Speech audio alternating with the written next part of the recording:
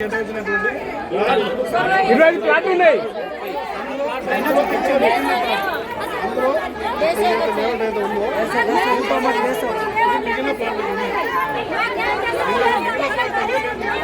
అంగన్వాడీ భవనం కానీ ఫంక్షనాలు కానీ గ్రామ పంచాయతీ కానీ చేయాలని చెప్పి శంకుస్థాపన చేస్తున్నాము.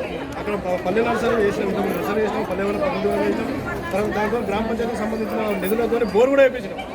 అయినప్పటికీ కూడా ఇవన్నీ తొలగించి ఎప్పుడైతే పాలకవర్గం పోయి పదవి కాలం సర్పంచ్ పదవి కాలం ఎప్పుడైతే పూర్తయిందో అక్కడ ఉన్నటువంటి మాజీ సర్పంచ్ వాళ్ళ కొడుకు, అక్కడ ఉన్నటువంటి ఇంతకుముందు ఉన్నటువంటి వార్డు మెంబర్లు, దాని తర్వాత అక్కడ ఒక పెద్ద ఎంప్లాయ్ గోవింద్ నాయక్ అనే ఎంప్లాయ్ టీచర్ గోవింద్ నాయక్, అదేవిధంగా వాళ్ళ అన్న సక్రు నాయక్ అనే వ్యక్తి, వీళ్ళందరూ కుమ్మకై వాళ్ళకి ధరణిలో ఎక్కడో వచ్చిన ల్యాండ్ వాళ్ళకు ఉన్న వేరే పొజిషన్ అని చెప్పి మీకు కూడా తెలుసారు.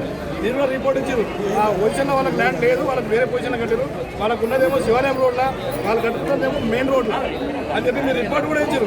అయినప్పటికీ కూడా దాని మీద ఇప్పటివరకు చర్యలు తీసుకోవట్లేదు అనే ఉద్దేశంతోనే ఇక్కడ నిరసన కార్యక్రమం, ధర్నా కార్యక్రమాలు చేపట్టినాము. దీనికి మీరు న్యాయం చేయాలి.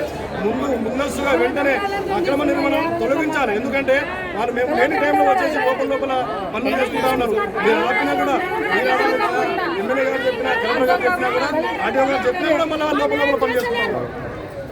అదేవిధంగా అక్కడ కోర్టు కేసు ఉందని చెప్పి అందరినీ మొదలు పెడతా ఉన్నారు. కోర్టు కేసు దానికి సంబంధమే లేదు. ఇది క్లియర్ కట్. చెప్పండి సార్.